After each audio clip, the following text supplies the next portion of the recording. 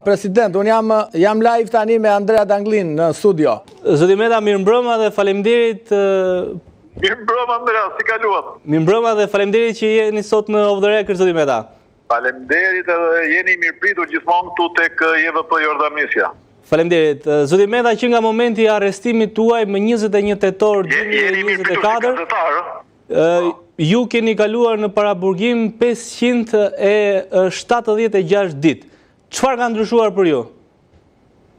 Jam shumë i ri, shumë i kthjellët, shumë largpamës, edhe absolutisht kampion, si punë e Sultikut, nuk e di e ndoqe. Po. Po.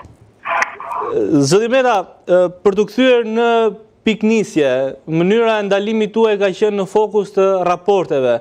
Nëse do takonit një ditë atë që e ka realizuar, çfarë do donit i thonit? Për Edi Ramën e keni fjallën? Mbase edhe atë, se...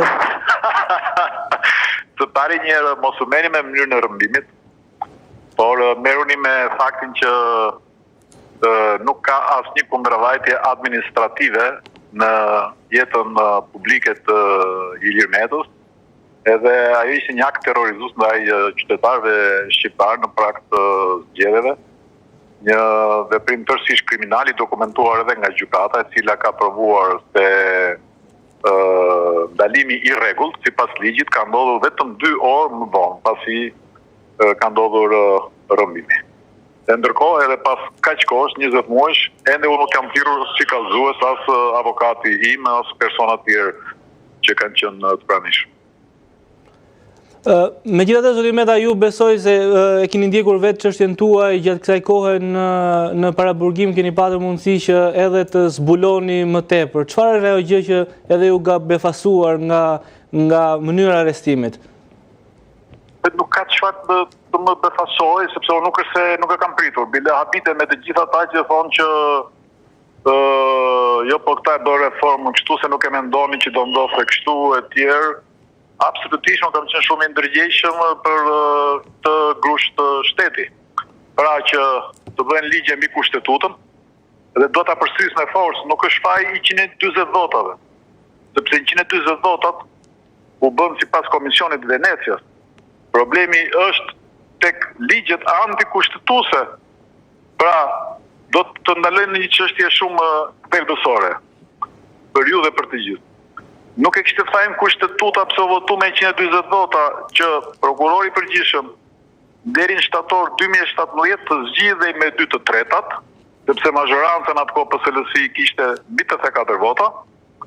Dhe mbas zgjedhjeve, pra mas shtatori 2017, parlamenti i ri të zgjidhej me të paktën 84 vota. Çfarë bën këta? Këta zgjodhën Arta Markur me 69 vota. Po pse? E zgjodhën që të bënte konferencën gjyqësore sipas atyre emërtimeve që ajo bëri dhe ajo zgjodhi KLP-n që zgjodhi, pastaj u zgjodhën dhe ata antarët e parë të SPAK-ut në atë mënyrë. Pra u hodhën themele tërësisht antikushtetuese. Megjithatë ne gjithmonë kemi mbështetur pavarësisht nga gjithë ato deformime, edhe SPAK-un, edhe gjykatat që të kthehen në rrugën e Zotit, në rrugën e kushtetutës, në rrugën e 140 votave. Po, nëse do ishit sërish në korrikun e 2016, do bënit njëjtën gjë? Më vjen keq për mungesën e modestisë, po ato 140 vota i bëri vetëm Ilir Meta. Dhe këtë ka pranuar edhe ambasadori Lu, keni intervistën e tij edhe në revistën Mapo në shtator, mbas votimit në 2022 korrik, pasi ishte një lojë e madhe që të mos miratoj reforma me konsensus, por ai të shfrytëzoi si një moment për të përçarë Partinë Demokratike, gjoja në parti pro-reform, anti-reform e pralla tilla, të cilat sigurisht që ndodhen më vonë me ndihmën e pakursyrë dhe palodhur të Lulushit. Pyetja ishte nëse do ta bëni të njëjtën gjë sërish, zoti Meta. I dashur miku im, që ta kuptoni ju edhe të gjithë ata që na dëgjojnë. Reformën në drejtësi nuk e bëri as Edi Rama as Ilir Meta, se si kishin votat. Se 84 vota kishin. E bëri Partia Demokratike në mënyrë që Luli pastaj me lërat e tij dhe me ndihmën e Charles Megonigalit, që i kapi aferën e Muzinit, pastaj t'ja jepte reformën drejtësi Edi Ramës. Sepse kam një pyetje për ju. Pasi u zgjodha Arta Marku me 69 vota, që Luli hodhi tym atje në parlament, e mani mund apo jo? Po.